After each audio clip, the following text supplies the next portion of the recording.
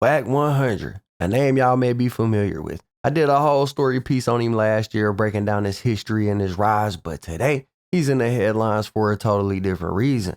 Recently, World Star Hip Hop put up a video, a documentary, where they lay out allegations against Wack, basically saying that he is or was a confidential informant in a case from all the way back in 2008. Now, there's a lot to this story, a lot of moving parts, but I'm going to do my best to lay it out for y'all and break down everything that's going on and how we got to the point where Wack is allegedly being exposed for snitching and everything that's transpired since I'll cover too. So this World Star documentary dropped, and in it, they cover the case of the Main Street Mafia Crips and a kidnapping that happened to a man named Robert Ross, better known in the streets as Stutterbox. So the story basically starts in 2008 when Robert Ross is parked on the Sunset Strip in Los Angeles and is approached by members of the Main Street Mafia Crips, a gang that he himself is a part of. The members instructed Jones to follow them to the house of the Main Street Mafia Crips leader, Liddell Deldar Rose. It was there that Robert Ross, better known as Stutterbox, was beaten and told that he needed to fix any problems that he was having with the man named Mark Stevens.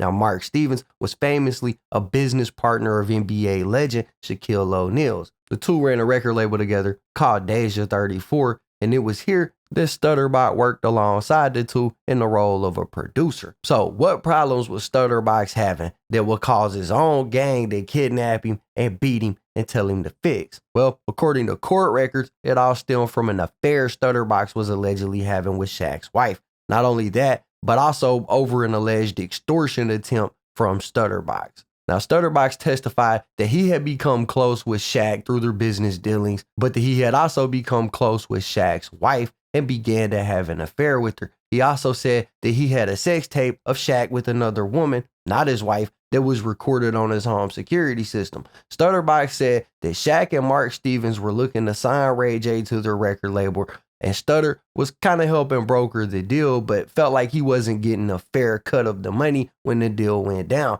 So he told Shaq and Mark about his affair with Shaq's wife and also revealed to him that he had this tape of Shaq and this other woman. Now, Stutterbox was doing this in an attempt to extort Mark and Shaq out of more money from the music. According to him, this is what led to him being snatched up by the gang and taken to the leader Liddell's house, where he was again allegedly beaten. He also says that while this was happening, Liddell was telling him to give up the tapes that he was using to extort Shaq and Mark. And at this point, Stutterbox testified that he couldn't give up the tape because it had been recorded over. And even though he knew he didn't have the tape, he was still attempting to use it as a tool to extort the two. Now, after the kidnapping in July of 2008, Stutterbox decided to take this information about the kidnapping to the LA County Sheriffs, claiming that Shaq and Mark had paid the Main Street Mafia Crips to kidnap him and get him to turn over the tapes. As a result, a wiretap was placed on Mark Stevens and Liddell Rose phones. Now, this is where Wack 100 gets brought into the situation. In 2008,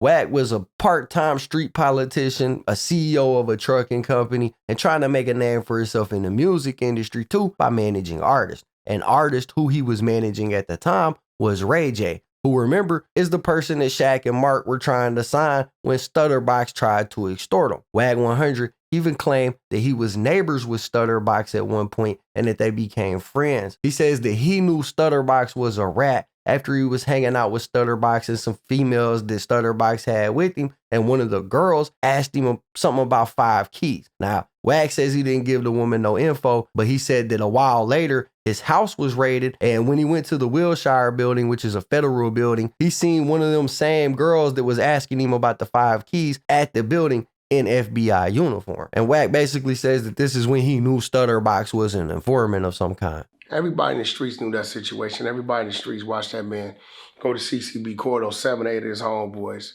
and line them up and tell. I knew the inner workings of it because we was neighbors. I just didn't know he had went to the police. I didn't know he was a working informant for the feds initially. And the feds, I believe, then referred him to LAPD, which was Greg Cadence. I didn't come to know about Greg Cadence till after my door was kicked in, my wife was handcuffed, and they took a bunch of my files down to the Wilshire building, the federal building. There would be times the Stutterbox would call me. Like one time, he called me to meet him at Stevie's on Ventura Boulevard. Okay. Soul food place, right? So I get in there. I don't know, he got these 2 chicks with him, But Stutterbox always got women with him. Right. He like, yeah, these 2 chicks, she from New Orleans and she from whatever they hear. They just want to holler at us, they cool. Some bad bitches, and I'm looking at Box like, all right. We order food. Box gets up, goes to the bathroom. Mm-hmm. When he goes to the bathroom, the one chick says from New Orleans says, yeah, we was here to buy 5 keys. But our connection, he went dark. Mm-hmm. Box tells us that, you deal with Suge. So I'm like, what the hell was Suge got to do with 5 keys, right? What the fuck do I got to do with 5 keys? But at the time, I'm not understanding what's going on. Mm-hmm. I said, look, I'm gonna go to the bathroom, I'll be right back. Yeah. So I make my way to the bathroom. Instead of going left, I go right to valet, I get out of there. Mm-hmm. 15 minutes later, Box like, where you go? Because he didn't came back. Where you go? Man, I'm on my way home. Oh, girl asking me something about 5 keys and Suge and all that. I don't know who you with, bro, but watch your back. I don't know what that's about. Yeah. Now, what's shocking is, fast forward months later, this when the light came on. When they raid my home, they watch my wife take my kids to school, come back, they come in. Mm-hmm. They're running all through the house. They don't find her. They find a firearm that's registered to my wife. Right? Greg thinks his leverage is, Wack lives in the house. He's an ex-convict, right? He's supposed to be around firearms. Mm-hmm. Little did Greg know that I'm not a resident of the state of California anyway. Mm-hmm. So I owned like 7, 8 houses at the time. Mm-hmm. Matter of fact, at that time, I had about 12. Mm-hmm. I was heavy in real estate. Yeah. So they took a bunch of my files. I go down there where I think my attorney was Jeffrey Brody at the time. Tell Brody to meet us at the Wilshire District. We get up there. It's Officer Greg and his partner. But this what fucks me up. When we come off the elevator, I see a bunch of people in FBI flak jackets. Mm-hmm. Guess who one of the persons I see? The fucking female from New Orleans that asked about the 5 keys. Mm-hmm. So Wack was clearly affiliated to some degree with Stutterbox. Now, it gets a bit more interesting from here because 5 months after the kidnapping of Stutterbox by the Main Street Mafia Crips, a 7-minute wiretap phone call was recorded between Mark Stevens and Liddell Rose, the leader of the Main Street Mafia Crips. During this phone call, Mark asked Liddell if he wanted to speak with quote-unquote the Wack boy. Liddell declined the conversation, but in the phone call, Mark tells Liddell that the Wack boy is trying to get in contact with him, and in official court documents, the same conversation is listed, except it refers to this person that's trying to get in contact with Liddell as CS2, CS standing for confidential source. They also refer to him as Back, which sounds oddly similar to Wack. The documents go on to show that CS2, or Back, was calling to let Liddell know that Stutterbox had been compromised and flipped informant and that they may be under investigation. Not long after, 7 Main Street Crips, alongside their leader Liddell, were arrested and charged with the kidnapping of Stutterbox. Shaq was even questioned about what happened, but was cleared of any wrongdoing. Eventually, the entire case was dropped due to major inconsistencies with Stutterbox's story, but with them referring to him as the Wack boy on the phone and in the court records, calling that same person CS2 and Back, coupled with the fact that Wack said at some point he knew Stutterbox was an informant, people started linking 2 and 2 together and basically saying that Wack is confidential source 2 for the police in this case. So this leads us to a few days ago. World Star Hip Hop drops a documentary about this entire thing, accusing Wack 100 of being an informant, and it goes crazy viral, racking up millions of views. The documentary was made by a dude named Deuce M. Now, Wack has denied all allegations in the documentary to the fullest, saying that the entire thing was a hit piece and blames it getting on World Star on Big U, and said that he was suing World Star's parent company for defamation. Dude, these bozos did, Adam. Tell me. They went on this clip on World Star and said, I was a federal informant and that I caught on wiretap trying to get somebody killed. Now, these 2 things, right, are things that can be investigated. The wiretaps can be pulled and the investigative officers can be summoned to say, was this man a motherfucking federal informant? Was that in the magazine? Huh? Was that World Star. Oh, okay. Right? So when I seen it go on World Star, the team seen it, I said, no, let it get to 1 million, right? And let it cross over. Because the more views it has, that means the more damage is done. 1 million people have seen that video. On World Star. Great, right? You say some things at the wrong time or whatever the case may be? Boy, that's 5 million. What's that? What? Notice of defamation and demand. We would like to schedule a call for Thursday. Our Deputy General Counsel is out the remainder of the week. Defamation of character. I didn't hit him for 5 million. Good looking out, bozos. You paid your op. Now, shortly after this No Jumper interview, Wack releases text messages that are between him and apparently his lawyers, where he basically shows that he is actually serious about suing World Star's parent company for defamation. Shortly after he put these messages out, World Star privated the video on YouTube, took the video down from their website, and even though it was taken down, really the damage is already done, because you got people out here like Yael and Spider Loc, who are both Crips from the West Coast, saying that they believe that the allegations against Wack 100 are true. So you basically got Wack 100 saying the third line, you got them saying Wack 100 is lying. Y'all know how it goes. But since we got this clash between each side, you pretty much have people riding for each side. One of those people is Spider Loc. Now, if y'all don't know Spider Loc, he's a Crip from the West Coast, a rapper. He been had beef with Wack 100 for forever now. Like, they've been going at it for a long time, and Spider Loc has been real outspoken about this situation and pretty steadfast in his belief that Wack 100 is actually snitching. Well, that brings me to the next part of this story. Like I said, Spider Loc has been extremely outspoken about it, and Wack 100 has this friend named 600 who's his homie, and 600 is like trying to prove his loyalty to Wack 100 or whatever the case is. But basically 600 made a little video where he was talking to Spider Loc or talking at Spider Loc, basically kind of trying to be threatening. Here, y'all watch the clip. All right, Spider, you up. Basically, man, we don't put jackets, on people. We don't do that. Even you got, differences, what I'm saying, beefs, people don't get along. We don't put jackets on someone, what I'm saying, like that without the proof. And so I'm telling you, Wack is my homie.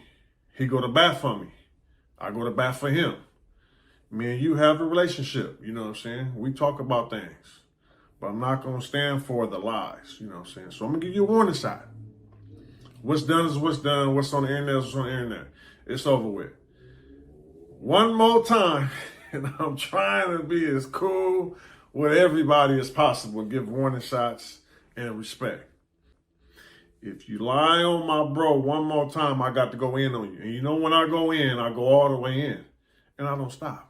And this affects everyone around you. And we know people, what I'm saying, mutually. Now, this is the most crash dummy stuff I've ever seen. Like, really, this is as crash dummy as it gets. I'm sure y'all could see at the beginning of the clip, he doing his little thing with the... And I don't know, it's just funny to me because, like, I'm an outsider looking in, and to me, it's just like, you don't gotta publicly do that. It kind of feel like you try and crash out for clout, but I know that, like, back in the day, bro, people would clown on you if you had this type of behavior with your female. Like, if you was fixing to crash out over your female, people would clown you. And it's 2024, and here we got this dude 600 ready to crash out by another man. But anyways, so Spider Loc, he see this video, he decide he gonna respond to this video, basically saying he don't care nothing about no warning. A warning don't mean nothing to him. He ready to get at it anytime, any day, anywhere. He does that on his live stream on his YouTube channel. And he also tells a story about like why he doesn't respect 600 to begin with. Loosely about my name, nigga. Fuck a warning shot, nigga. It's up, it's on, nigga. Shoot your shot, nigga. You the corniest Crip known to the internet, bro. On my mama. That's just like really right now scanning the whole. You and Loose Coochie. You and Loose Coochie Lips Cannon is the corniest Crips. One of my homies from 8-9 and a nigga from Harlem was in 6-0 hood last year, a few months ago. Altercation happened. It got physical, miscommunication. The homie from 8-9 left the situation with less material items than he came with. That turned into the homies on the phone politicking. Myself, a few more homies, whoop-de-whoop. The homies ended up going back over the 6-0 hood to politic about the little situation and the items being returned. And there was an actual dollar amount of cash that was displaced. And the homie said it was one number. I think later on the number went higher. And now the homies is politicking with the 6-0s about the number that was absent and needed to be returned. And out that process, this is what I've been told by my G homie that was present with his own eyes. 600 got to talking about, ain't no niggas finna be come over here pressing those 60s or trying to charge no 60s. So the homie said, Kobe, get down in front of a gang of Crips. And 600 turned that down. That's what I heard, 600. Now, you can tell your version if that's facts or fiction. Now, obviously, with 600 getting a little bit of clout that he was in search of, had to respond to Spider Low saying this on stream. And basically, he said that he pulled up to Spider Low's hood and was questioning a dude named Asmo about this being marked out thing. Basically saying that he rolled up on Spider Low's turf and was like, what's the business? And was really wanting to smoke. Y'all listen to his story. I slide to the 8-9s. You know what I'm saying? Early morning, probably like around like 10 o'clock. What time? It wasn't that long ago. It's 1:30. A few hours ago. Get my coffee. You know what I'm saying? Make sure I have me a nice fresh cigar, my lighter. Pull up to the park. Right when I'm setting up my props with my tripod and all that, Asmo from East Coast called me. Moneybag Rose. What up, cuz? I'm like, shit, what up, nigga? I'm like, he like, what you got going? I said, I'm in the East Coasters. What's happening?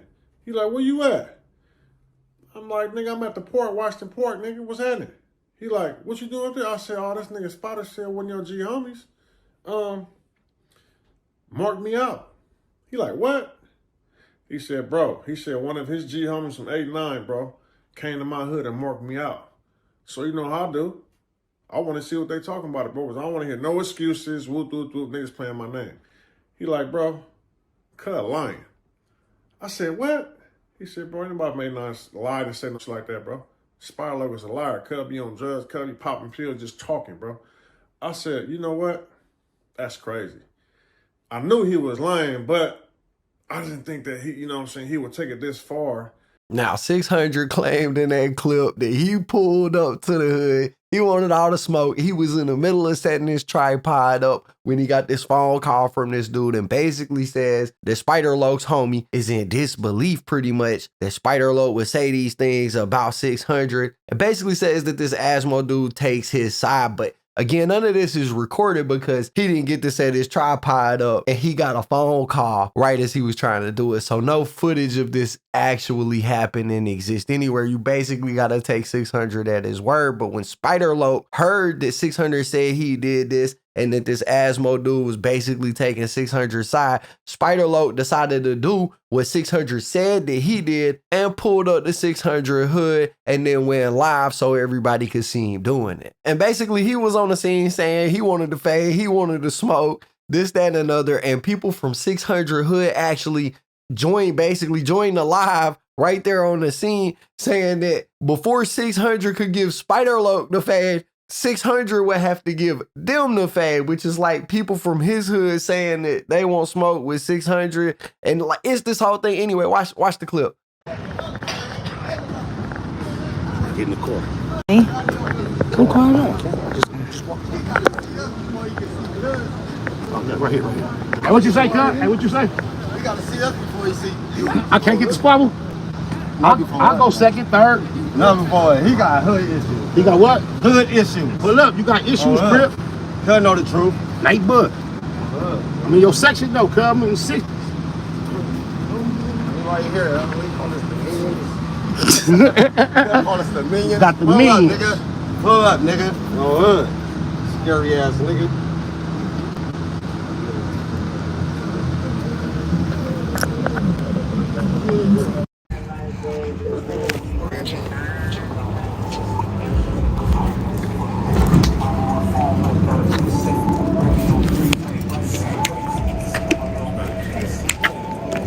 Hey. Fat boy, where you at, Crip?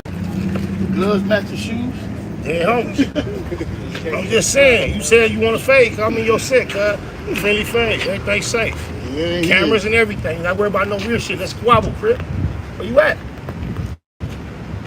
Night book. Bring whoever you want to bring with you. Any of them weirdos that's on your nuts, east side niggas or whoever, bring with you. Crip.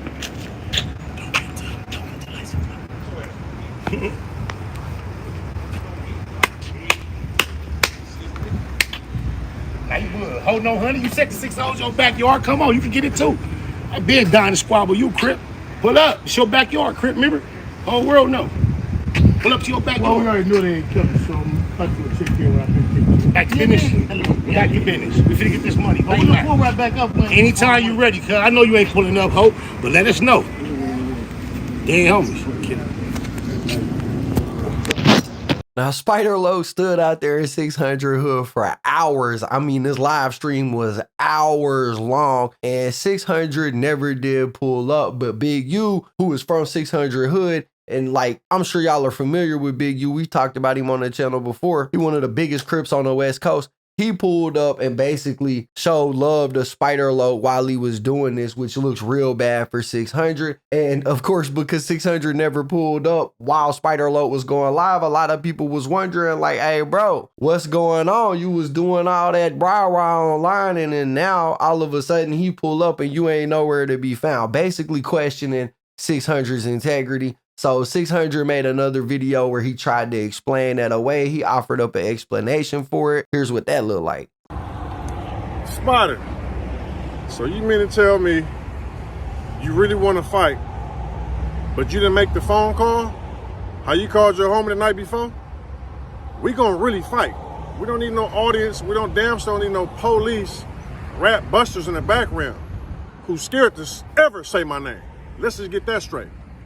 You in the parking lot with the police talking about come fight? Bro, what I look like, Boo Boo the Fool? Listen, you just seen we just went live. I was with the homie. You seen we was out the way. But I'll be back late tonight in the morning. So this is what we gonna do though. Just how you called your big homie and they called me, I want you to do that same phone call. And we gonna pull up and mano we gonna squabble and get it out the way.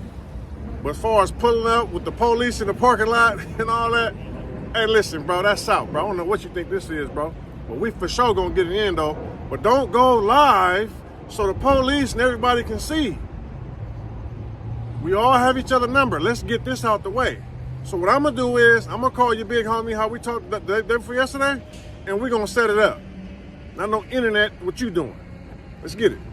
Right, so 600 basically called the dude who was out there with Spider Low, the police, and tried to offer, I guess, like an explanation for why he didn't pull up, saying that he didn't pull up because they were gonna fight, but they don't need the audience for the fight to happen. But I don't know, bro. Y'all decide if y'all think that's a good enough excuse. But that's basically what happened. This documentary comes out. Wack 100 files this paperwork, gets the documentary taken down. This is the fallout that's happening. A lot of people have kind of said that Wack 100 pulled the documentary from World Star down because he believed that Big U was responsible for it going up. And if y'all didn't know, Big U had this big drama around him a couple months ago. We covered it on the channel when this dude Loose Cannon went on No Jumper and basically incriminated Big U and a bunch of other people and said that Big U was writing down serial numbers of guns and all type of crazy stuff. We covered it in that video. Well, apparently Big U had filed a cease and desist against No Jumper for the release of that video,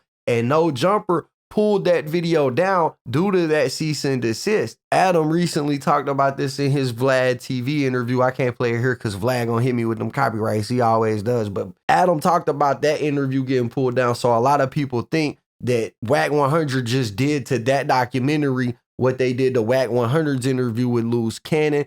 And basically, bro, that's the whole story of this Wack 100 snitching allegation, him getting exposed as a confidential informant and all that. That's the fallout from it. Y'all let me know what y'all think about it in the comments below. Be sure to hit the like button, subscribe, tap the notification bell so you get notified every time I upload a video. As always, it's been fun rocking with y'all, man. I'm out.